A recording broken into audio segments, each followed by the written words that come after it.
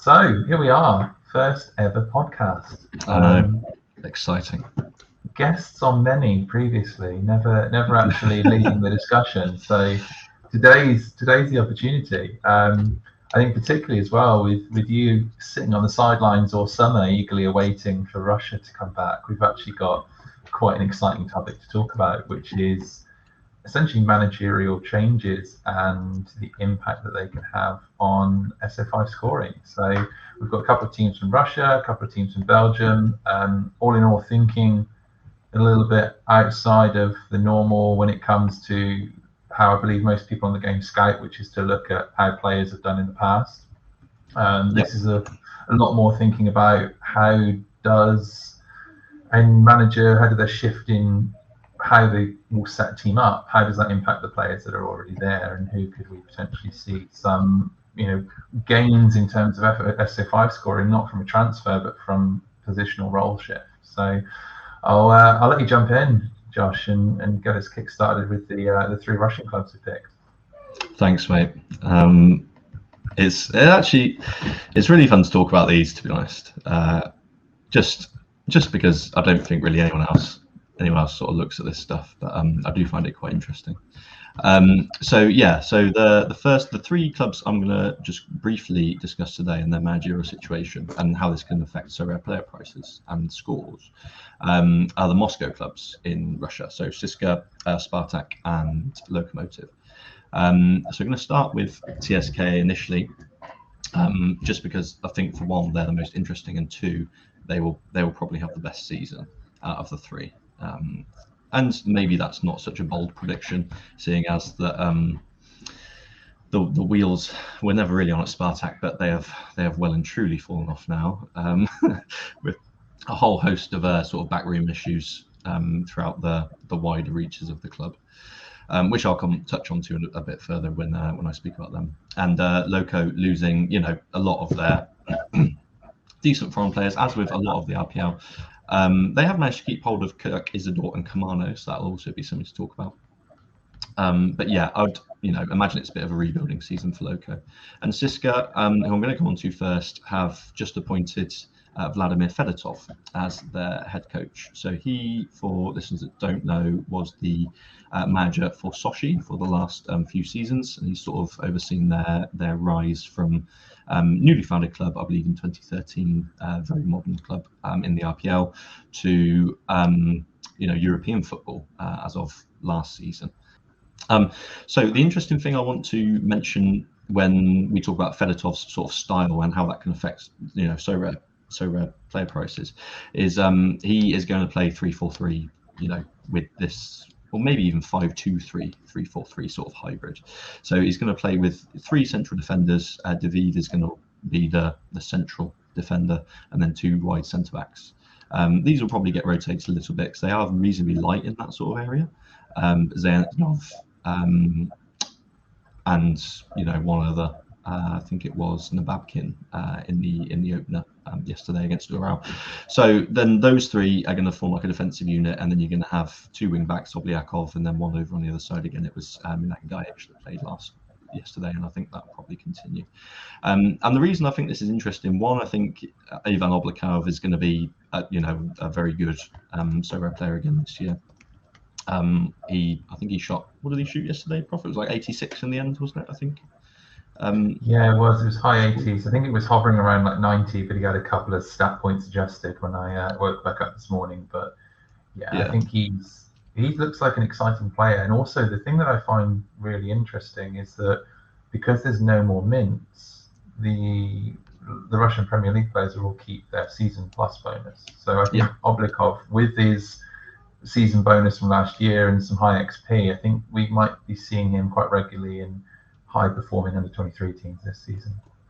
Yeah, exactly. So I think he's going to get that freedom down the left channel to basically, he's going to be bombing up and down it, making lots of defensive and lots of offensive options. Fedotov likes the wide men to be, very involved in the attack, to be honest, and then obviously sort of regroup in defensively. And we saw that yesterday with his goal. So I think you're probably going to expect him to rack up more DAs than he did last year. Last year I think he only managed 4 or 5 DAs. I think they were all assists. Oh no, he did actually score a goal and got an assist on the last game week. So yeah, 7 DAs last year. But yeah, I think you can probably expect a few more this year just from him, the style that Fedotov's going to play. And also the front three are going to be very interesting this year. So it's going to be a front three, definitely Jorge Carrascal and Jesus Medina, and then a 9. And it looks like it's going to be Fedor Shalov. There was some talk in pre-season about would it be Shalov or Zabolotny. And Fedotov opted for Shalov in the opening fixture, and it was quite effective. It's only against Ural, so probably nothing to get too excited about. But if you look at Fedor Shalov's score graph on SO5, if you want to bring that up for me, mate, on there, last season, the season before, he was not a very effective SO5 player, but in the inaugural Sorare season, where Russia was one of the few sort of leagues on the platform, he was probably like one of the go-to forwards for U23. So if you have a look at his, all-time graph, he put up some decent numbers. In fact, he had so it really is looking really quite a way back. He sort of burst through when he was 19, and put up some decent scores. Last year he was loaned to Basel, and then this year he's been brought back by Fedotov, and it looks like he's going to lead the line. So I think in the Fedotov system, you can sort of compare him to Matteo Cassiero of last year. Now, don't get me wrong, Cassiero is a much more accomplished, more polished player than Shalov, and will score better because of that. But he's going to play that sort of role, that sort of poacher finisher role in the Fedotov system. They like to get the ball wide, they like to overload the flanks with the two wing backs and the wide forward men, and then link play through the 9 and have the 9 to finish chances as well. So you saw yesterday with Chalov link the ball into Jesus Medina quite often, Medina making those underlapping runs from like an inverted right wing position, and then receiving the ball back as well from Shalov and getting shots off. And I think, you can probably expect Fedor Chalov to, if he does stay as the 9 in Fedotov's system, to have a much more consistent season. If you look at yesterday's game, although he didn't score, he did rack up 16.5 AA, which I believe is his highest ever AA score. No, it's his second highest ever AA score. So just from that one game, obviously you can't draw any conclusions from one game, but I think we can probably expect him to be a bit more involved in the offence and racking up some better AA. And for that point, I think his SO5 average will improve, and he'll probably be a usable card this year for Challenger, I would say. In CSKA in general, Mukin and Kachaev occupied the centre yesterday. I expect one of them to drop out for a new signing, Mendes, is it, I think? Vincenzo Mendes. So he's coming over from a Paraguayan team, I believe. 2.5 million euro, I think, is the rumoured amount. And I'd expect him to replace one of the Russians in the centre of midfield. And I think CSKA will be a much better team this year than they were last year, and they've still got that strong defensive core, although they didn't have a very good game at all last year. I'm still sort of scratching my head wondering why. I think him and Akinfeev is still a worthwhile stack, although you do pay U23 tax on Diveev. But still a worthwhile stack for Challenger. They're still going to be very strong defensively, especially against the weaker teams. So that's sort of my thoughts on CSKA. Have you got any thoughts on them at all, Prof? I think for me, I don't follow them as closely as you do, so I definitely defer to your experience on this. But I think, just observing I appreciate it's a small sample size, but observing the AA difference for some of the players yesterday was really, really interesting. And I think definitely Shalov is someone that I'm going to be keeping my eyes on as a potential Challenger differential because of that changing role. Okay, cool. So if we now move on to Spartak Moscow, from the outside looking in, a very poorly run club, and that sort of goes in the way of this management appointment that they've made this year, which is Guillermo Abascal, who, to be honest, is a relative unknown. He was assistant manager at Basel last year and then a caretaker manager for a short spell. He's a young Spanish manager, 33 years old.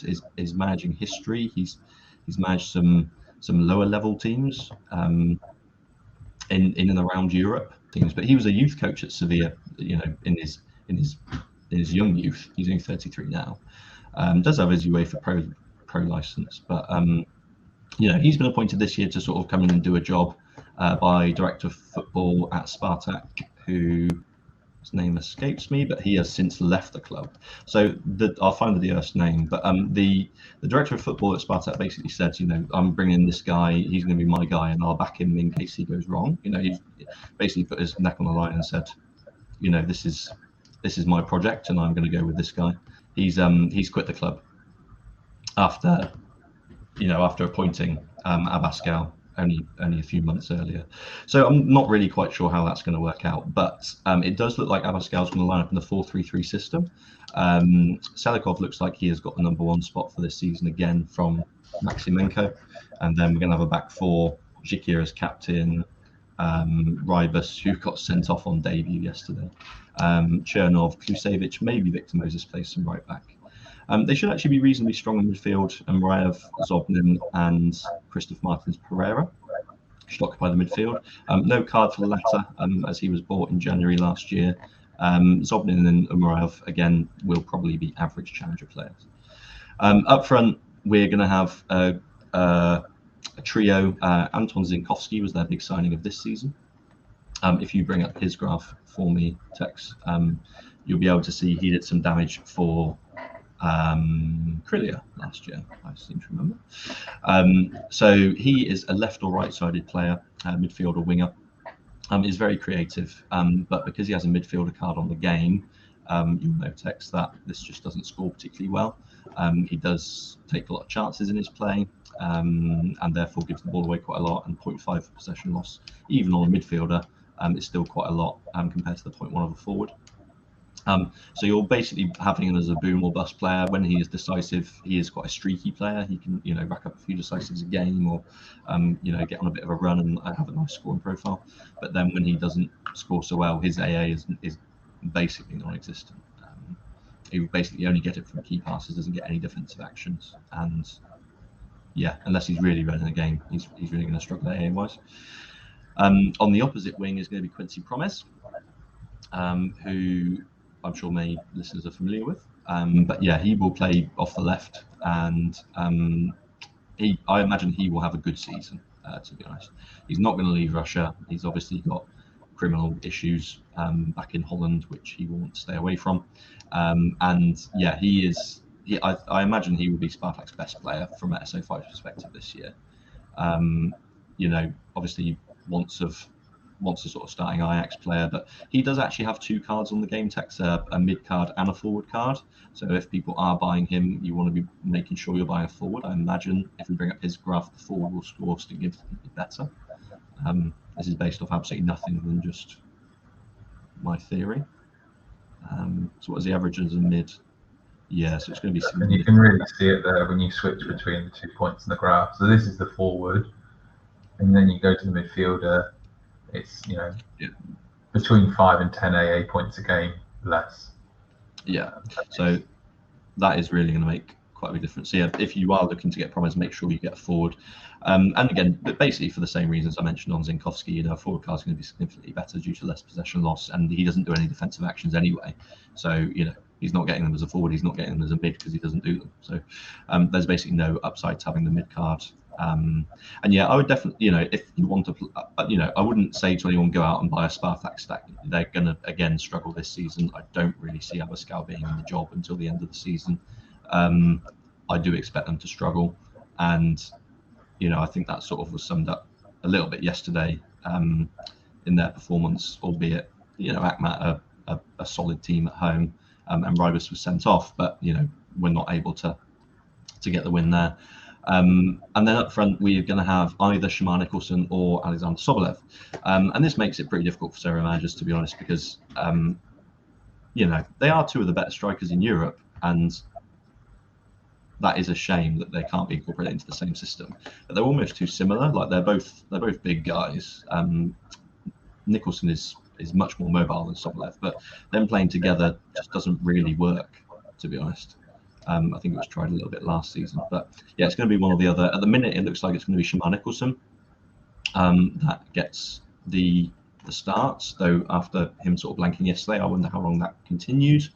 If either of them was to get a run of games, I don't think they're a bad option, but I don't think they're great either. And you've always got that sort of niggle, will they play? Who's going to play up front? So yeah, I think if you are looking to get any Spartak pieces, Promise is probably the key standout to take away.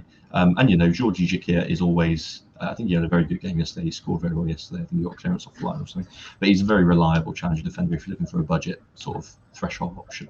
Then yeah, I wouldn't put people off picking up him either.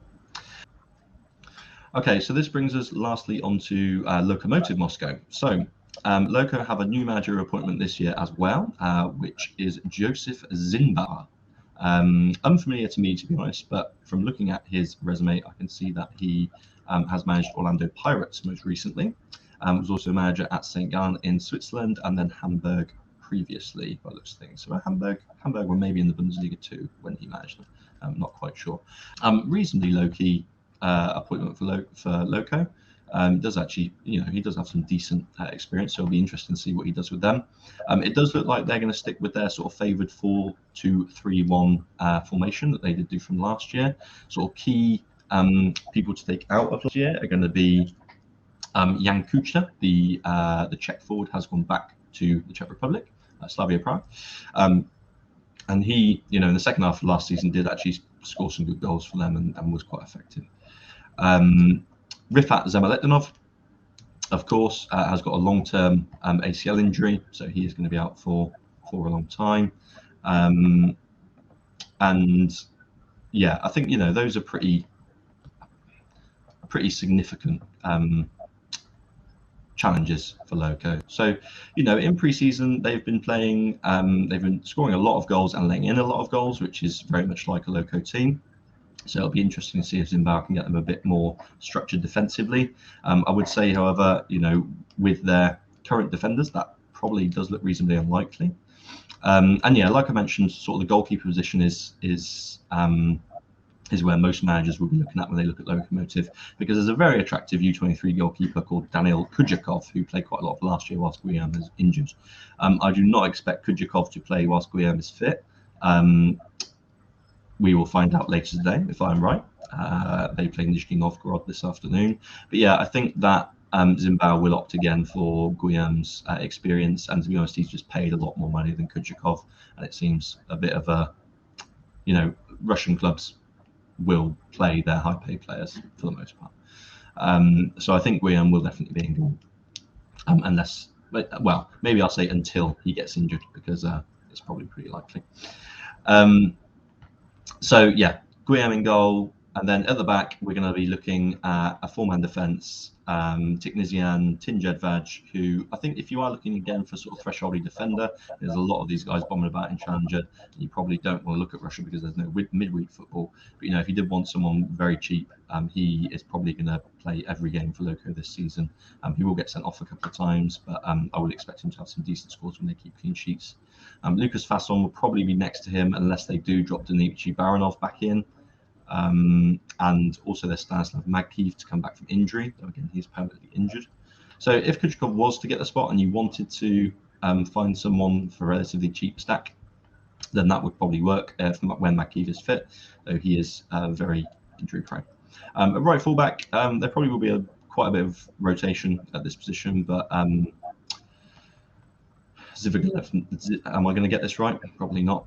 Zivigalavdinov is probably going to be the main option for the right back position. And we're going to have a midfield. There's two sitting. Will probably be Baranov and Karpakas, and then Anton Mironchuk just in front until Rifat recovers. And you're going to have a midfield front three, of Garano Kirk, Francois Camano, and Wilson Isidore. And these guys, I think it's quite interesting to have a look at because they're all young, quick, dynamic forwards, and they're probably going to interchange together more or less like a fluid front three rather than having one sort of straightforward nine. I think if you are going to look at one, he has very few mints, but Wilson Isidore is going to be by far the best option of these guys. He obviously was signed over from Monaco in the January window, so he has 25 rare mints from Monaco. And he will probably, I would expect him to sort of take on the Russian league like he did when he first came over. If you look at sort of his 6 scores when he first came and landed in Russia, from France. Decisives every game in those 6 games, and then he had a sort of barren streak towards the end of the season. He is going to be a very streaky player, but when he does score, I'd imagine that his score is going to be very good, and he is going to be quite a serviceable U23 forward, because there aren't too many U23 forwards to go from this season. And just as a wider RPL point, the Russian league is going to be very diminished. The quality is going to be very diminished from the last couple of years. It's not going to be a very good league. We have had a foreign player exodus, which takes the vast majority of the quality out of the league. And with the foreign players staying in Zenit, for instance, that although it didn't look like it when they played yesterday against Himki, I think they will probably just demolish the league for the most part. But teams that still have strong foreign players like Wilson Isidore, they will score very well against weaker Russian players that probably wouldn't be playing in the RPL if the situation was different. So I think, just to summarise, CSKA look the strongest and have the most changes from their new managerial appointment of Fedotov. He's going to implement a different shape. He's going to ask players to do different things, and as a result, I think we're probably going to get better scoring in the long run for Diviev. Also for Fedor Shalov and the 2 wide guys, Haraskal and Medina. I'd probably say if you are looking to pick up any CSKA players, those are the ones to go for. Spartak, I would not go anywhere near, just due to instability in the club. They're going to play 4 at the back this year instead of their sort of accustomed 3-5-2 due to managerial changes. If you are going to go for players from there, Georgi Zhikia, Quincy Promes would be the only 2 I would recommend. And then Loco, again, probably going to play 4-3-3, 4-2-3-1. So again, not too much change with Zimbabwe coming in. And if you are looking to pick up players from Loco, I'd stay away from the GK position. Tinjed Faj for defence. Anton Miranchuk could be okay in midfield, and then any of the forward line, though, with a preference for Wilson Isidore. So yeah, I think that's pretty much me done. And yeah, interesting to see how the 3 Moscow clubs go this season. I think CSKA will be by far the strongest of the 3 teams. Amazing. Over to Belgium. There we go. So I'm quite excited to talk about these 3. I think I didn't particularly follow Belgian football prior to playing Sorare, but ever since, I think definitely a catalyst of the one-shot league. I think Belgium's probably the league I follow most now, and it's really, really exciting this summer because 3 of arguably the biggest teams. There is actually 4, because Antwerp have also changed manager. Of course, but yeah. We've got essentially the biggest clubs in the league have all changed the manager this summer. Actually, USG, as a knock-on effect of Mazou going to Anderlecht, have also changed. So the top 5 clubs, 5 of the top 6, because Ghent actually ended up finishing above Genk in the playoffs. But 5 of the top 6 clubs in Belgium have changed manager. And in a league that often has quite a lot of volatility because of the turnover of players, I think this is quite exciting because it really does bring an opportunity to grab players before they are maybe established as the meta, if they have cards, of course. So let's start off with Club Brugge. So there's still a lot of question marks over Club Brugge, and one of the exciting things, or maybe not exciting things for me, is that I could get called out on my opinions within a match of hours because they will be playing in the Belgian Super Cup against Ghent later on today. But I think the first thing is it does look like the new manager, who was actually the assistant manager last season, Karl Hufkens, it looks like he's really going to lock in the 3-5-2 formation. We saw with Club, there was a little bit of playing around. They had Philippe Clement started the season, and then they changed managers, who's now subsequently gone to Ajax. So Hofkins has stepped up, and it does look, certainly as well with their signings, it looks like they are definitely locking in that 3-5-2 or sort of 5-3-2, depending on how you look at it, with 2 wing backs that are really given license to get forward. What I think is interesting about that is the centre backs, I think, score well. You tend to see in Sorare, when you've got teams playing 3 at the back, particularly in possession dominant teams, you can really see them rip up some high scores. Yeah. Michele and Soki, it's not really, I'm not, giving any insight telling people that I think those guys might score well this season. I think they're very well known on the game. But what is really, really interesting to me is Clinton Mata, because Skov Olsen will most likely play as an inverted wing back on the right-hand side, which means that Mata's probably going to play as an outside centre-back. And if we look, and we sort of go back and have a look at Clinton Mata, is he as another one of those players that in the very first season of Sorare, prior to a slight tweak in the scoring matrix, may I add, was an absolute scoring monster. Like, you look at these, like, first year of Sorare was just like a sea of green. And then last season, he was, very, very unpredictable, playing as a right back mostly, right wing back on occasions. He's very decisive driven. It was, boom or bust. And he had some matches here where he's scoring like 6 points. Look at that, like against Anderlecht, minus 28 AA, which is just absolutely horrific. But, straight away, I think we'll see today, but I think Mata will come into the back three. And if that, if he does, then that could be a seismic shift in his ability to score AA, because he's less likely to be whipping crosses in. He's more likely to be patiently building at the back. And I just think that that's going to be really, really positive for him. If we look in front of him, I think Skov Olsen, he was incredible towards the end of last season. He doesn't have a card yet, but I think when his card does get minted, he's going to be in incredibly high demand. Yeah. On the other side, it's a little bit uncertain. You've got Tajon Buchanan, who came across from New England Revolution, who is not quite settled yet. He had the odd game where he played well, but he's definitely now looks to be in competition with Bjorn Meyer, who came across from Groningen in the Netherlands. The interesting thing about this is that Meyer also played as left centre-back in a 3 in pre-season.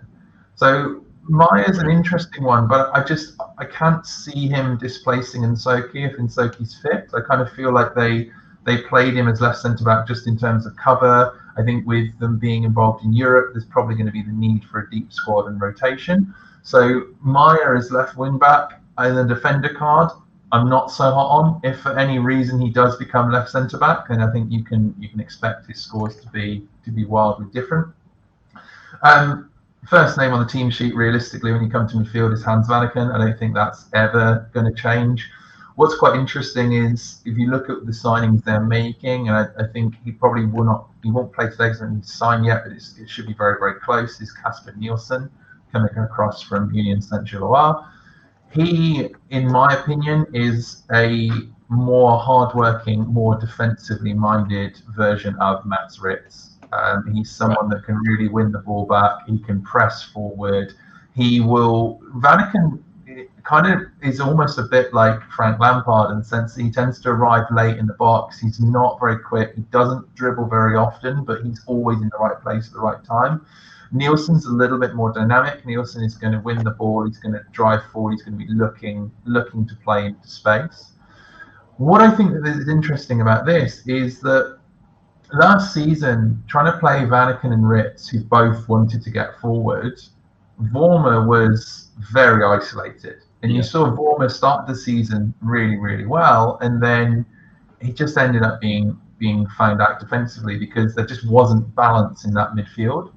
I think the Nielsen signing actually helps in that regard because Vormer could be played as a 6, someone that can really dictate the pace.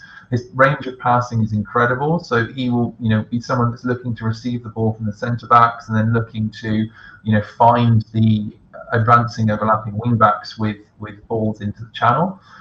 What I do think, though, is it's certainly not a lock that he will start every game. You've got Eder Balanta that I'd sort of see him being in competition with. Noah Mbamba as well is the sort of young player coming out of the academy who's also looking at that spot. I kind of feel that if Brugge are playing an Anderlecht or an Antwerp or a Ghent or a Genk, then they're going to prefer Balanta. His ability to offer that man marking against teams that are more attackingly competent.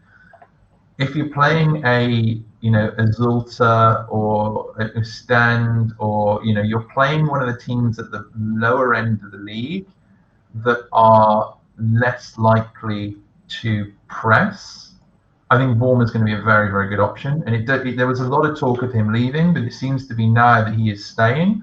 He's been in pretty good form in pre-season. I think his age is obviously a factor. He's not going to play every game, but I think his career is not over at Bruges. Talking of careers not being over at Bruges, Noah Lang has not left yet. Noah Lang came out and apologised to the fans for his comments that he made towards the end of last season, which basically translated to "I'm awesome, I'm better than you lot, see ya." He has not gone. I don't know whether clubs had a look at him and thought the attitude-wise, yeah, you know what, probably not going to take this guy just yet. But the interesting thing I sort of see from that is that I don't think Noah Lang makes an apology if there's a 0% chance of him staying. Like, I think he would have just been out the door. So I do kind of feel that Bruges have not been able to get their asking price for him, and have sort of said, you know what, mate, you're going to be here for another 6 months, maybe at least. Get your head down, focus on playing, and we're going to play you in the role that you're in. He seemed to have a bit of a strop because he was played as an inverted wing back, and let's just say Noah Lang does not like defending. There's a rather brilliant clip, I think, when Erik ten Hag was at Ajax, and he's just basically screaming at the sideline, telling Noah to track back, and he had himself a little strop. But I think he's incredibly talented, and I feel that if he does stay, he plays ahead of Kyle Larin, who has come in from Besiktas. The one that I think is pretty close to going is Tekkers. I think there's been a lot more speculation that he will leave, so I've kind of got him in here. But realistically, I think that CDK is going to be on his way. And Ferran Jutgla, who has come in from the Barca Academy, I believe, he has been absolutely ripping in pre-season, and he's a little bit more of a target man. He's basically a much, much better version of Bastos. And if you think about a mobile Dost, yeah, absolutely. I'm probably doing him a massive disservice here. There's going to be Spanish fans watching the stream going, "Are you kidding me? You've just compared our boy to Bastos." But I think the reason I say that is because Lang is going to be mobile. Lang wants to play off a bigger striker. He wants to run into space, run into the channels. With the wing backs that Bruges have got, having someone that can win the ball in the air is going to really offer a important tactical element for them, particularly against like 80% of the teams in the league that do just sit back and say, okay, well, go on then, break us down. So I think that was the sort of the big signing they've made in the summer. I think they paid €8 million for him, which is it's a not insignificant. I know, like Bruges are one of the most yeah, absolutely. Like Bruges are one of the most financially strong teams in the league, but still, when you get up near the sort of double-digit million euros, it's a statement signing for the club and for the league. So I would expect him to sign. The partnership of him and Lang, if Lang does stay, could be really something special for under 23. And we're going to see it how we saw with Sergio Gomez last season. Is he didn't have a card at the start of the league, so anyone that was like digging through the stats and thinking, you know what, this guy could be pretty tasty in Belgium, by the time that he was absolutely minted, he had an L15 of like 60, and the price was represented. So I think unfortunately Jutgla is going to be a little bit like that. By the time he gets minted, he's already going to rip a load of decisives, and he's going to be really, really in demand. Noah Lang's price completely dropped off over summer, with everyone thinking he was going to go to be a rotation piece at a champion Euro side. If he doesn't go, again, there's non-zero risk here, but if he doesn't go and he's played in his favoured position and he's happy, you just need to look at his historic scores and know that he could be capable of just absolutely ripping again. So still a lot of uncertainty. I think if Lang and CDK both go, then it is Jutla and Larin that will be that partnership, with Larin being the slightly more mobile forward. But Larin's an odd one. Like he never really scored that well in Turkey, so I'm not sure what to expect from him. But the thing you have to say is that Bruges will always create chances. So whoever is leading the line there is likely to be given plenty of opportunity. They get some goals, didn't they? Yeah, absolutely. Still a few question marks, and like I said, we've got the Super Cup happening today, so we will get to see a little bit more about how Hopkins intends to set them up. Right, next up we go to one of my favourite clubs, Anderlecht. There we go.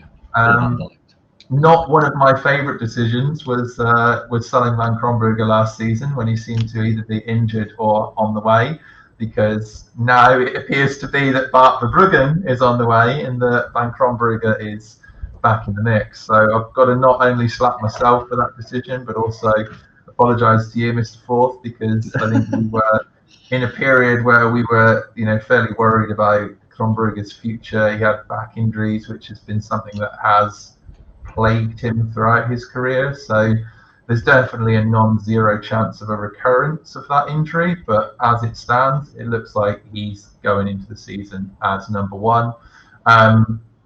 You haven't got to apologise to me, mate, because I sold him when I bought Verbruggen at 0.36.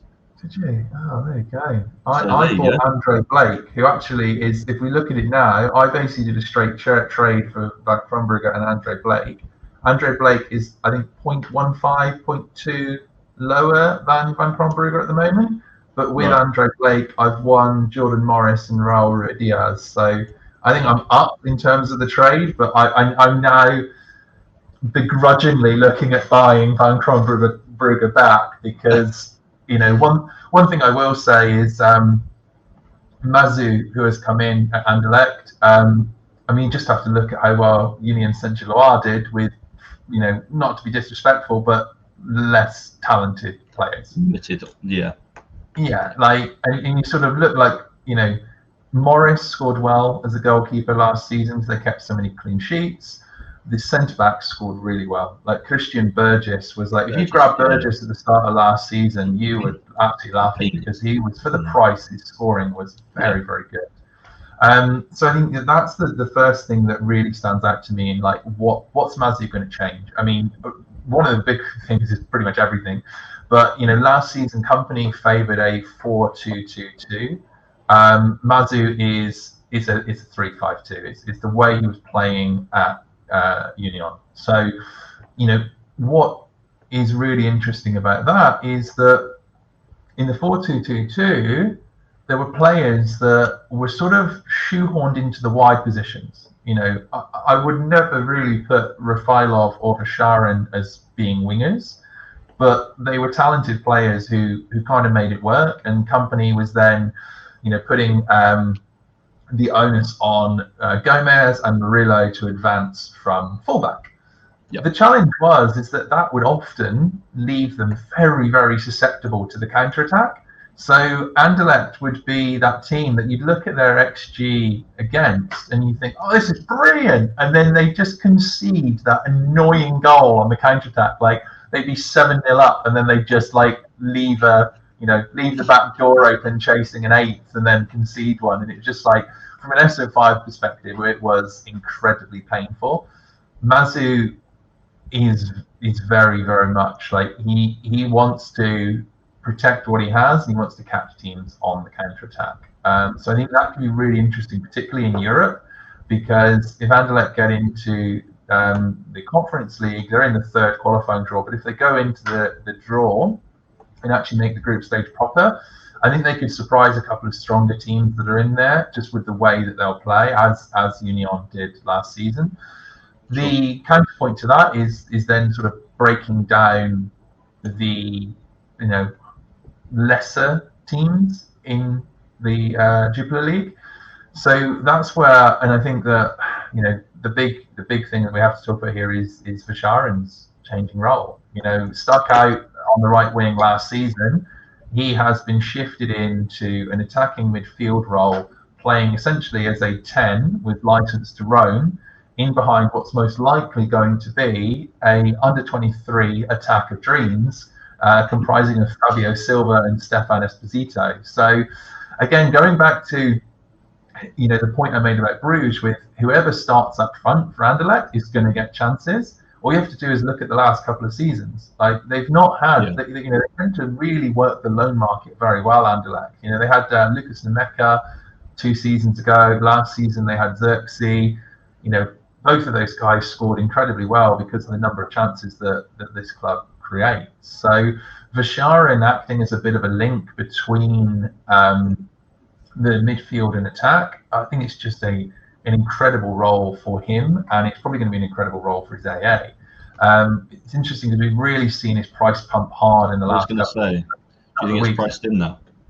It looks priced in. Well, I don't think people have really taken into account the fact that the what impact it's going to have on his AA. I think they've just seen him ripping hat tricks and braces in pre-season and gone into full hype mode on him.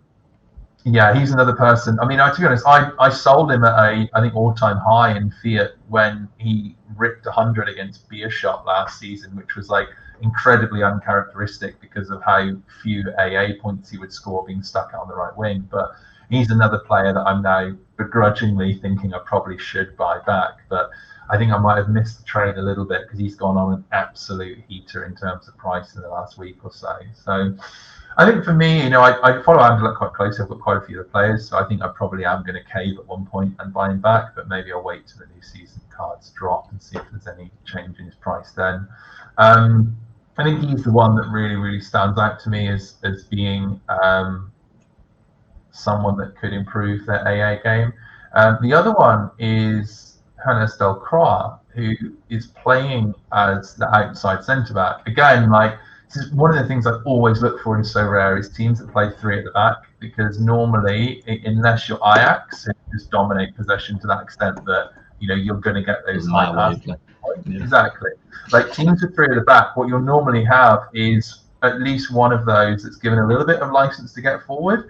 That means that they can really, really rack up their points, AA points through final third passes. It also means they're normally given more of a license to be quite aggressive in the duels because they know that they've got 2 guys behind covering if they don't win it. So you can tend to see those outside centre-backs perform really well in terms of duels and AA. Delcroix has been playing, he's been really given license to get forward. In some of the pre-season matches I saw, he's been on the edge of the opposition boxes playing little 1-2s with Vasharin. He's been really, really getting forward. And I think with Wesley Hope, who tends to sit back and almost play the sort of quarterback type role, spraying long passes into the channels, I do think the pair of them could score really well. I mean, Hope in particular scored incredibly well last season, and that was without as many clean sheets as you'd realistically expect for a team of Anderlecht's level. So I think Hope could be something special this season if Mazu can, encourage them to, shut the door when they're a couple goals up and not let in some annoying consolation goal at the 78th minute, which they were really, really they did far too frequently for my liking last season. So I know you follow Anderlecht a bit as well, so I don't know if you had any points on this. Yeah, I do wonder if Delcroix can stay fit. That is my big absolutely. Man's got knees in glass. If he does, I just want him to stay fit for at least half of the season. I think I'm overly enthusiastic about him because I bought his super rare and he immediately got injured.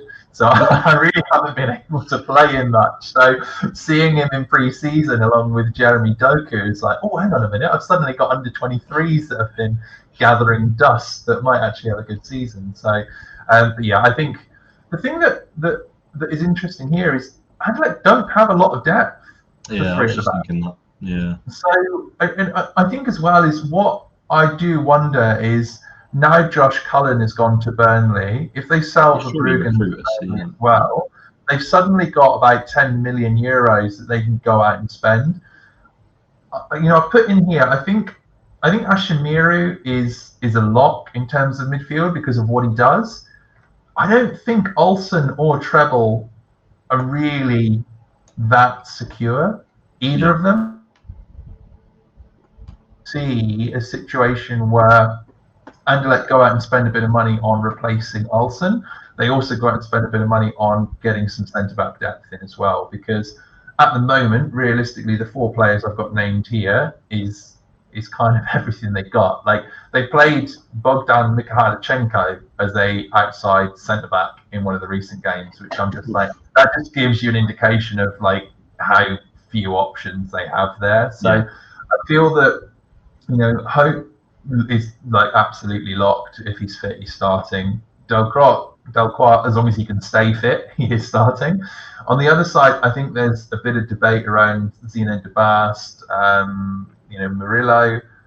I kind of feel Murillo's experience may be opted for here, particularly as the wing back's going to be either the young Abdul Razak or Kylian Sardella, who are both quite young and could do with a more experienced hand behind them just to guide. But I definitely don't think that Anderlecht's transfer business is over. I think that they, much like the next club we're going to come on to, they had to sell before they could buy.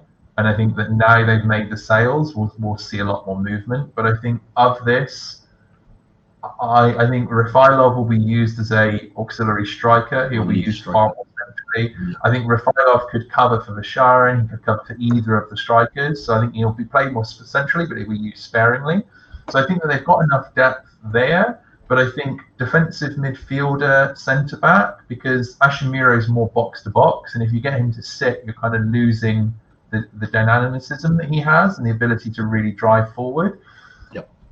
I don't think they're truly convinced. I think Olsen and Treble have been playing in pre-season because there are no other options. But I think I can see them going to the market and trying to find someone else to bring in there. Do you think if they don't go to the market, whether Marco Cano gets a improved role, or just did he play towards the back end of last season?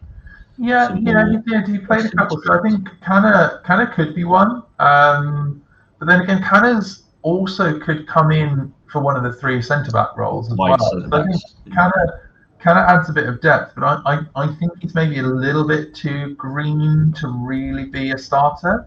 I think that he will come into the team more and more as the season goes on.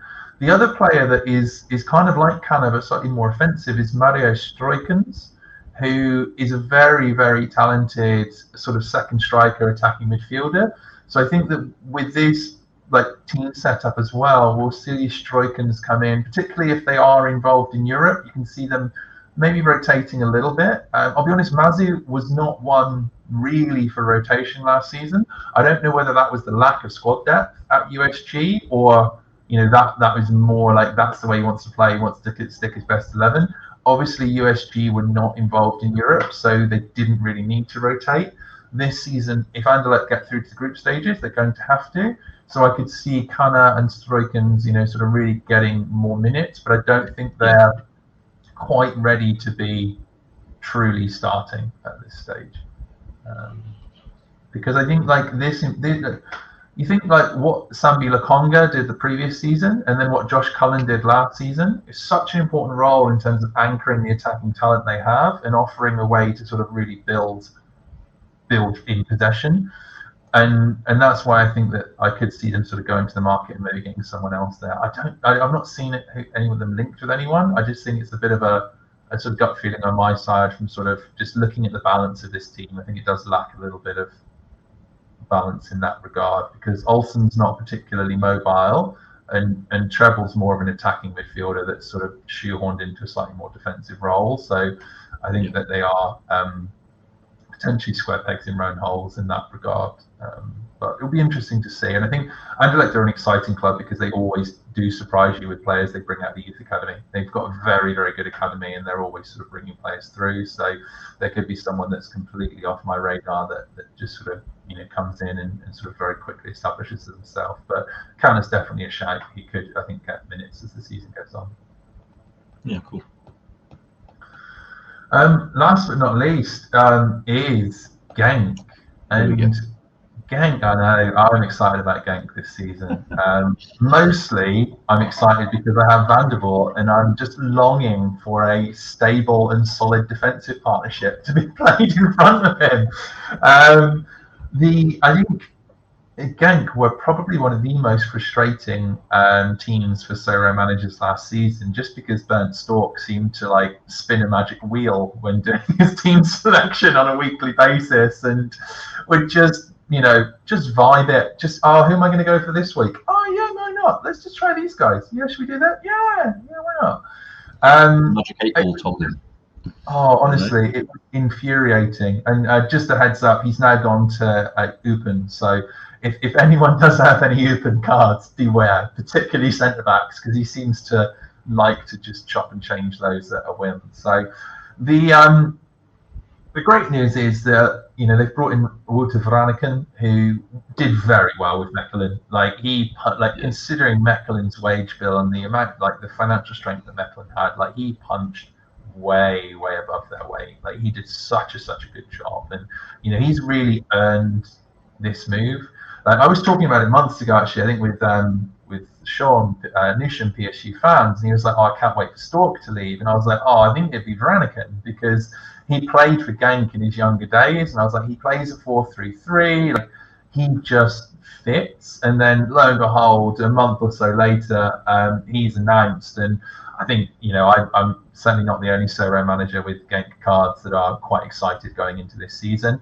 Genk have played a 4-3-3 for as long as I've been on the game, but what's really different about how Vraniken sets up is that it's very front foot defending. He really puts pressure on. He wants to win the ball back in the opposition half. He wants to force mistakes. And the two central midfielders are the key to that. I've put it in here. I believe Castro seems to be all but signed now.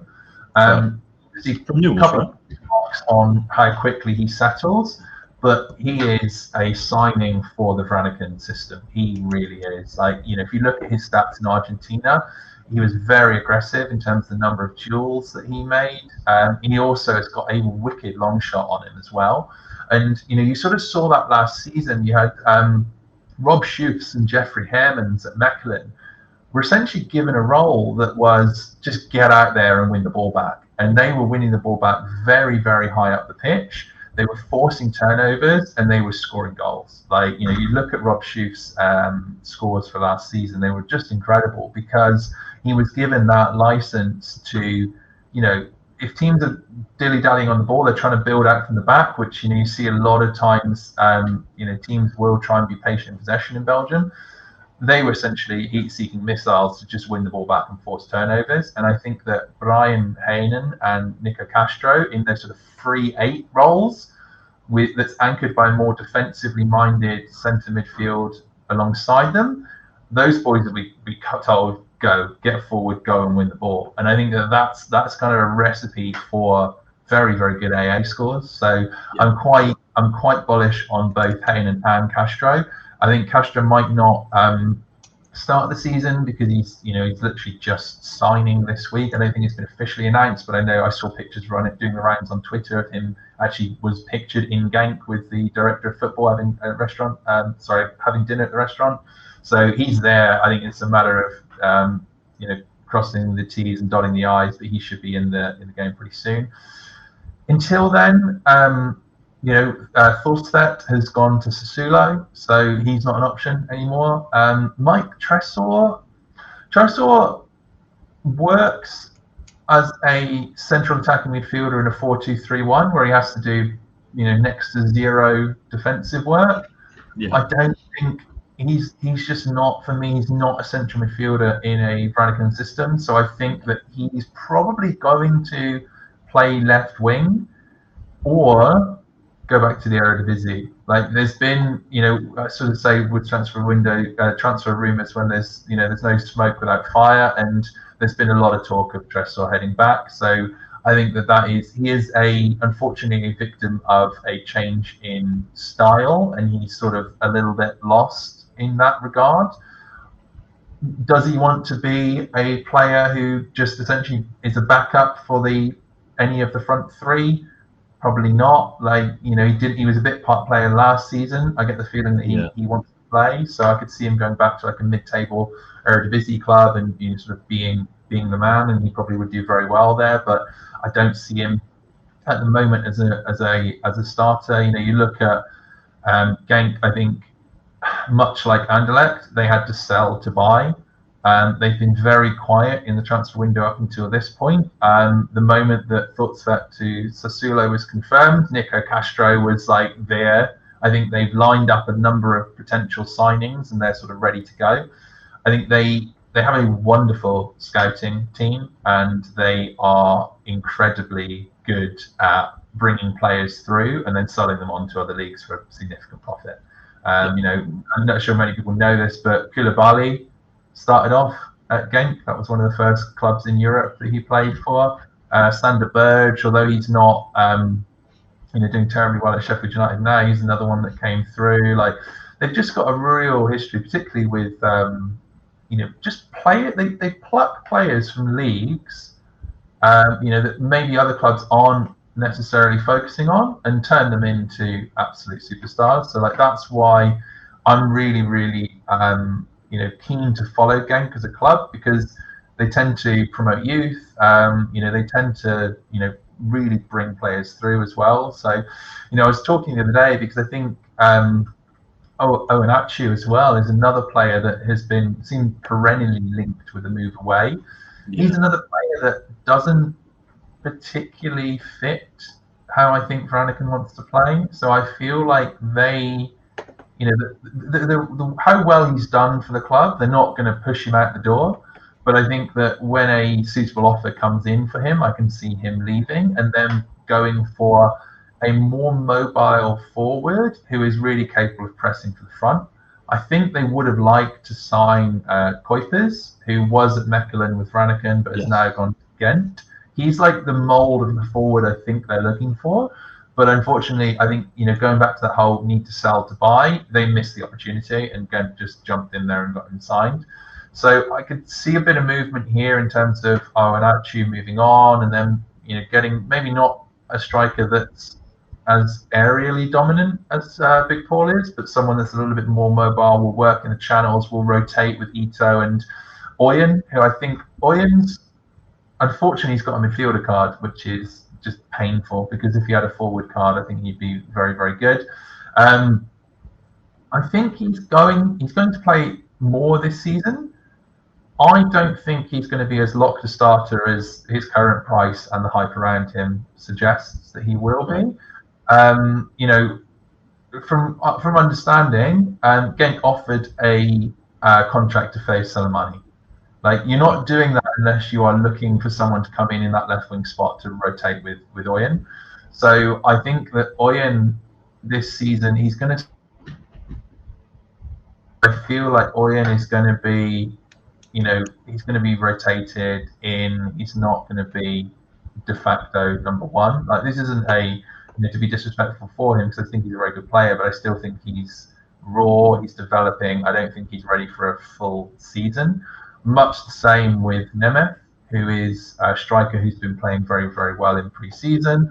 I can see Genk making two fairly big moves in the transfer market once Theo Bongonda and Big Paul's exits are confirmed. And I think that it will be in that left wing and that centre forward position, knowing that you've got the young players, Nemeth and Oyen, to come in and provide depth and the opportunity to rotate. Another player that is on their way out is Arriaga. He seems to be all but gone to La Liga, which means that Jupilerod comes in. I've never been terribly impressed with him. So, although I think he'll start the season, again, I don't think that he's completely locked. And I could see, Genk surprise us with, some South American wonder kid that none of us have heard of, doesn't have a card on So Rare, ends up cropping up and being like, the card that everyone wants. So I think there's still at least two, maybe three signings that they will make before the transfer window closes. I also think depth-wise, they are They're looking a little bit light in midfield. I feel like they could definitely sign somebody else there, particularly if Tresor goes.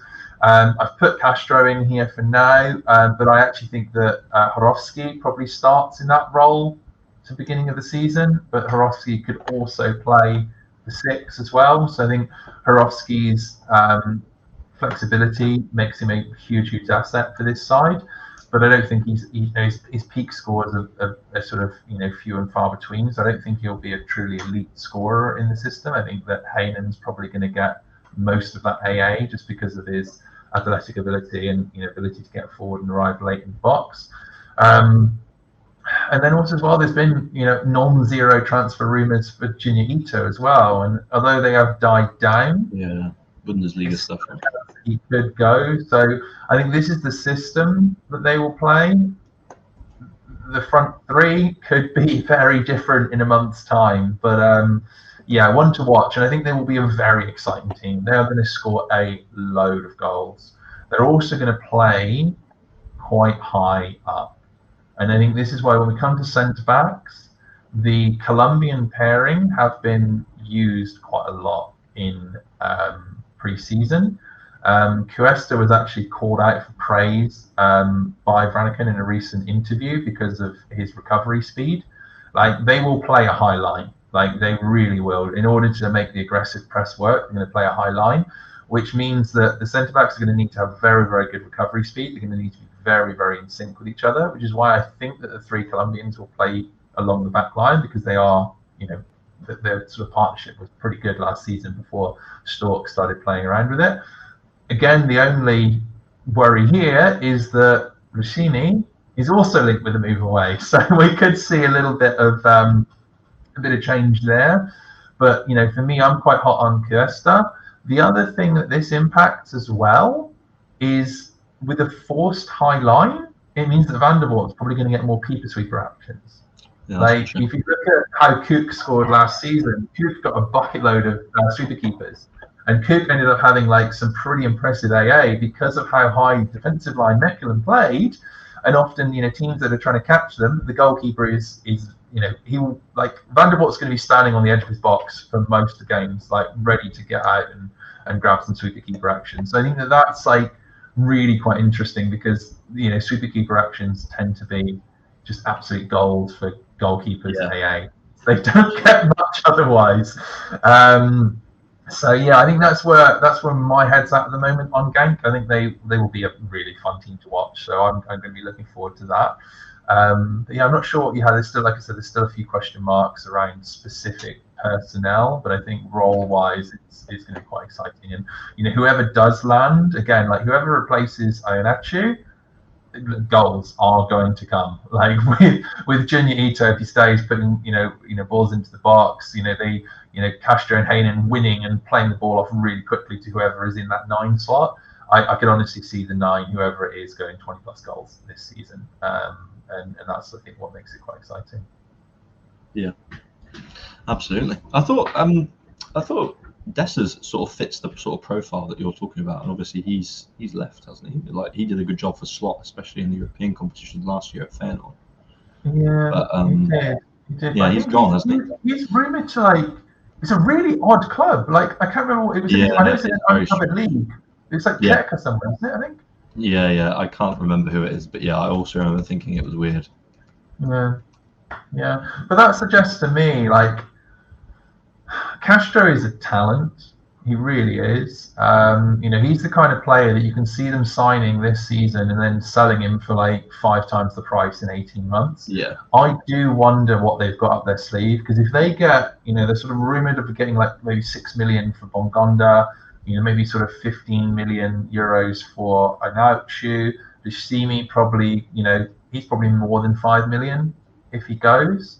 Yeah, they could be sitting on sort of 20, 25 million euros to be able to spend to build that team. So I think it's one of those ones that Dessers going suggests to me that they've got something up their sleeve and they're just waiting for the dominoes to fall before they make a move. So they could, I think, make a move for someone really quite special and quite talented that comes into that 9 spot. So again, I've got no idea who it would be, because one thing I will say that Genk is they're very, very good at keeping their targets under wraps. It's not like, some other clubs, like, it's all over Twitter the moment that they've made an inquiry, whereas I think Genk, they're a very well-run club, and I think that they could have someone quite tasty up their sleeve, maybe from South America, because they do love the South American market, and because of the relative strength of the peso at the moment, Argentina is a fertile ground for European clubs looking to, essentially pick off absolute bargains. Like, I'm not sure how much they're paying for Castro, but I don't think it will be as much as they should be paying, because he's a very, very talented young player. Yeah, sure, absolutely. Nice one. So there we go. That concludes our talking tactics and getting stuck in with the managerial changes. So yeah, thank you very much. I've really enjoyed this chat. It's been exciting, and now we've not got long to wait, because obviously Russia's started this weekend and Belgium starts next weekend. So I can very quickly be either praised or called out for any of the things that we've discussed today. But yeah, also enjoyed the chat. It was great. Thanks very much, Tex, and I'm sure we'll be doing so again. Yeah, thank you very much. Speak next time. Nice one. Thanks, mate.